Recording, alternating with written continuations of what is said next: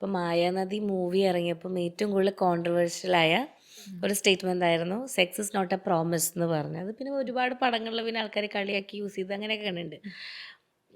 പക്ഷെ ഇവിടെ ഇപ്പം നമ്മുടെ ഒരു റിലേഷൻഷിപ്പ് ഒരു കൾച്ചർ എടുത്ത് നോക്കുകയാണെങ്കിൽ ഡേറ്റിംഗ് ഫേസ് ഒക്കെ ആക്ച്വലി ഇപ്പോഴാണ് കുറച്ചുകൂടെ വരുന്നത്. പണ്ടെന്ന് പറഞ്ഞു കഴിഞ്ഞാൽ നമ്മൾ ചിലപ്പം ക്ലാസ്സിൽ നിന്ന് നോക്കി ചിരിച്ചു okay we are in relationship എന്ന് വിചാരിക്കുന്ന ആൾക്കാരുണ്ട്.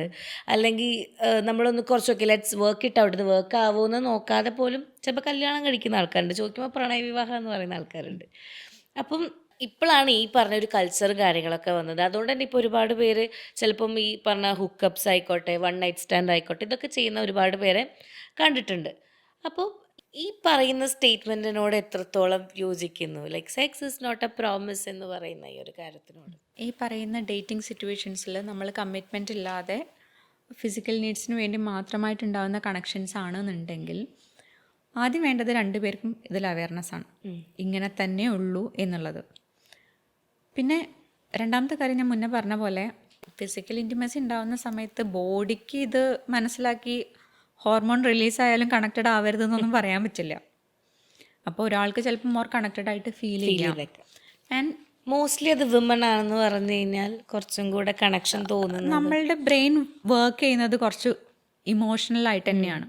നമ്മൾ പറയില്ലേ മെന്നിൻ്റെത് കുറച്ച് ലോജിക്കലും ആൻഡ് നമ്മൾ കുറച്ച് ഇമോഷണലാണ്. ഇത് രണ്ടും തെറ്റോ രണ്ടും ശരിയോ അങ്ങനെയൊന്നും പറയാൻ വയ്യ, എല്ലാം നല്ലത് തന്നെയാണ് കേട്ടോ. അപ്പോൾ നമ്മൾ ചിലപ്പോൾ മോർ കണക്റ്റഡ് ആവാനുള്ള ചാൻസസ് കൂടുതലാണ്. ഓക്കെ.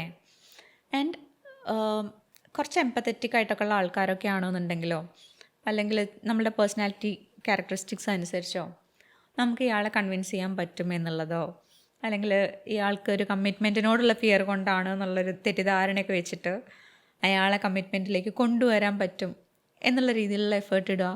ഇങ്ങനത്തെ പാറ്റേൺസിലേക്കൊക്കെ പലപ്പോഴും ഒരു വൺ നൈറ്റ് സ്റ്റാൻഡിന് ശേഷവും എഫേർട്ട് ഇടുന്ന ആളുകളൊക്കെ ഉണ്ടാവാറുണ്ട്. ബേസിക്കലി അട്രാക്ഷൻ തോന്നാതെ നമുക്ക് ഫിസിക്കൽ ഇൻറ്റിമസിയും അത്ര പോസിബിൾ ആയിട്ടുള്ള കാര്യമല്ല.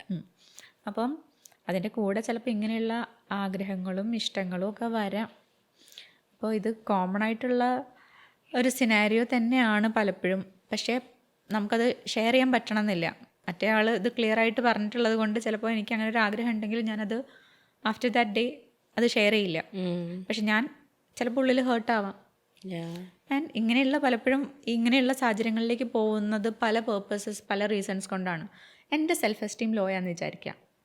അതായത് എനിക്ക് തോന്നുകയാണ് ഞാൻ അത്ര അട്രാക്റ്റീവ് അല്ല, എന്നെ ആളുകൾക്കൊന്നും അങ്ങനെ ഇഷ്ടപ്പെടില്ല എന്നൊക്കെ തോന്നുകയാണെങ്കിൽ എനിക്കത് അങ്ങനെ അല്ല എന്ന് പ്രൂവ് ചെയ്യാനുള്ളൊരു ടെൻഡൻസി എൻ്റെ ഉള്ളിൽ എവിടെയോ കിടക്കുന്നുണ്ടാവും. ഓക്കെ. അപ്പം അങ്ങനെ ടെൻഡൻസി ഉള്ള ഒരാളാണെങ്കിൽ ഞാൻ അട്രാക്റ്റീവ് ആണെന്ന് എനിക്ക് പ്രൂവ് ചെയ്യണമെങ്കിൽ എനിക്ക് ആളുകളുമായിട്ട് കണക്ഷൻസ് ഫോം ചെയ്യുക, അല്ലെങ്കിൽ ഫിസിക്കൽ ഇൻട്രാക്ഷൻസ് മൾട്ടിപ്പിൾ പാർട്ട്നേഴ്സുമായിട്ട് ചെയ്യുക, അല്ലെങ്കിൽ അതൊരു ഗ്ലോറിഫൈ ചെയ്ത് സംസാരിക്കുക, മറ്റുള്ളവരുടെ അടുത്ത് അത് ഷെയർ ചെയ്യുക എന്നൊക്കെ പറയുന്ന ആളുകൾ നമ്മൾ വളരെ കോമൺ ആയിട്ട് കാണുന്നുണ്ടാവും. അപ്പോൾ അതൊക്കെ നമ്മളുടെ ഉള്ളിലേക്ക് സെൽഫ് റിഫ്ലക്റ്റ് ചെയ്യേണ്ട കാര്യങ്ങളാണ്. നമ്മൾ ചില കാര്യങ്ങൾക്ക് എങ്ങനെയാണ് വാല്യൂസ് കൊടുക്കുന്നത്, നമ്മളുടെ എന്തൊക്കെ ട്രെയ്റ്റ്സ് ആണ് ഇതിലേക്ക് പ്രൊജക്റ്റഡ് ആയിട്ട് വരുന്നത്, ഇതിൻ്റെ നല്ല വശം എന്താണ്, ചീത്ത വശം എന്താണ്, ലോങ് ടേമിലേക്ക് ആക്ച്വലി ഈ സിറ്റുവേഷൻസിലൂടെ പോകുന്ന, അതായത് വൺ നൈറ്റ് സ്റ്റാൻഡ് മാത്രം ചെയ്യുന്ന ആളുകളെ എടുത്ത് നോക്കിക്കഴിഞ്ഞാൽ അവരെപ്പോഴും ഓരോ ആളുകളെ ഇങ്ങനെ കമ്പയർ ചെയ്തും, ഇപ്പോൾ അവർക്കൊരു മാരേജ് പ്രപ്പോസൽ വരികയാണെങ്കിൽ പോലും ആലോചിച്ച് നോക്കുക, നമുക്കെപ്പോഴും മുന്നേ ഉള്ള ആളുകളുമായിട്ടുള്ള അവരുടെ അപ്പിയറൻസ് വൈസ് ആവാം, ഫിസിക്കൽ ഇൻട്രാക്ഷൻ വൈസ് ആവാം, എപ്പോഴും കമ്പയർ ചെയ്യാനുള്ള ടെൻഡൻസീസ് ഉണ്ടാവും. ആൻഡ് ഒരുമിച്ച് പോകാനുള്ള കമ്മിറ്റ്മെൻറ്റ് ഇട്ടാൽ പോലും ചിലപ്പോൾ മറ്റതൊരു ഹാബിറ്റായിട്ട് ഫോം ചെയ്ത ആളുകൾ വരെ ഉണ്ടാവാറുണ്ട്. ഓക്കെ. അവർക്കതിൽ പ്രത്യേകിച്ച് ഇമോഷൻ ഉണ്ടാവില്ല തോന്നുന്നു. പക്ഷേ ഇവർക്ക് ഇമോഷൻസ് ഉണ്ടാവില്ല, അതുപോലെ പുതിയൊരാളുമായിട്ട് ഇമോഷൻസ് ബിൽഡ് ചെയ്യാനുള്ള കപ്പാസിറ്റി ഉണ്ടാവില്ല. ഈ ഒരു പ്രോസസ്സ് മാത്രം ചെയ്തു പോയി കഴിഞ്ഞാൽ നഷ്ടപ്പെടും. അപ്പം ഒരു ഹെൽത്തിയർ ആയിട്ടുള്ള റിലേഷൻ ബിൽഡ് ചെയ്യുക എന്ന് പറയുന്നതേ അവർക്ക് ഇമ്പോസിബിൾ ആവുന്ന സാഹചര്യങ്ങൾ ഉണ്ടാവാറുണ്ട്.